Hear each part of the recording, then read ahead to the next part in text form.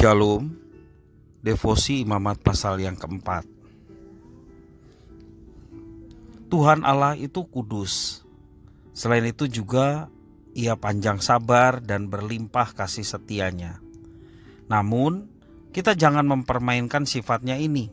Pasalnya, Ia tidak sekali-kali membebaskan orang yang bersalah dari hukuman. Di dalam Keluaran pasal 34 ayat yang ke-7 mengatakan demikian. Setiap kejahatan selalu punya konsekuensi. Agar dosa diampuni harus ada korban yang dipersembahkan, yaitu korban penghapus dosa. Korban penghapus dosa diberikan oleh orang yang tidak dengan sengaja berbuat dosa. Ayat yang kedua mengatakan demikian. Maksud dosa tak sengaja adalah kesalahan terjadi akibat kelemahan. Tidak ada motif kesengajaan menantang Tuhan ataupun memberontak terhadap apa yang telah difirmankannya.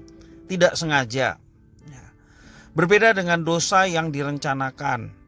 Tuhan tidak akan mengampuninya, apalagi jika pelaku tidak bertobat. Masing-masing kelompok masyarakat memberi korban yang berbeda-beda. Ketika imam atau umat berdosa, seekor lembu jantan muda yang sempurnalah yang menjadi korban. Lain lagi bagi seorang pemuka di Israel atau orang Israel yang berdosa, mereka harus mempersembahkan seekor kambing jantan atau seekor kambing atau domba betina.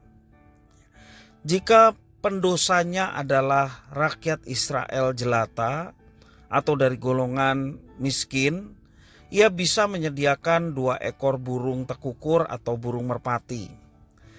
Kalaupun itu sulit disediakan, gantinya adalah 1/10 eva tepung yang terbaik dapat dipersembahkan.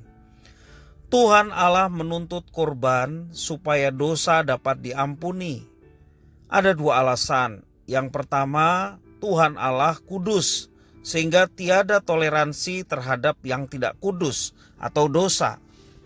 Dan yang kedua, Tuhan Allah juga adil, sehingga dosa harus diberi ganjaran. Ganjaran dosa tersebut ditimpakan kepada korban penghapus dosa. Dan keadilan Tuhan Allah juga ditunjukkan lewat perbedaan bayaran dari hukuman yang harus dikorbankan. Jenis korban disesuaikan menurut tingkat sosial dari orang Israel. Semakin kaya dan tinggi kedudukannya di tengah orang Israel, kurbannya pun menyesuaikan, tentunya lebih mahal dibanding dengan rakyat jelata. Tuhan Allah tidak dapat mengampuni dosa begitu saja. Anugerah pengampunannya bukan murahan. Itulah sebabnya dosa bisa diampuni jika Yesus mati menanggungnya. Yesuslah korban yang agung dari dosa manusia di zaman Adam sampai hari ini. Kristuslah yang menanggung dosa manusia, sehingga Dia harus mati di kayu salib untuk menanggung semua dosa manusia. Yesus, anak domba Allah, darahnya dicurahkan untuk penebusan kita sekalian orang berdosa. Sebab tanpa penumpahan darah tidak ada pengampunan. Dikatakan kitab suci demikian. Anak domba Allah berperan sebagai korban penghapus dosa. Di zaman Israel yang kita baca hari ini merupakan simbol dari domba Allah yang disediakan untuk penebusan manusia berdosa. Tuhan Allah adalah Tuhan yang berkuasa. Dia juga adalah juru selamat kita. Dan semua itu dinyatakan di dalam Yesus Kristus. Karena itu kita bersyukur oleh karena kita percaya kepada Yesus. Karena kita boleh mendapatkan pengampunan karena pengorbanannya. Demikian juga kita diberi jaminan kehidupan yang kekal.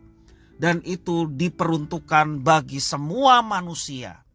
Maka setiap kita yang sudah lebih dulu mendapatkan anugerah keselamatan berupa pengampunan dosa dan kehidupan yang kekal, kita pun memiliki kewajiban untuk membagikan karya Tuhan itu kepada manusia yang lain, supaya mereka pun turut mendapatkan keselamatan yang disediakan Tuhan hanya melalui Yesus Kristus.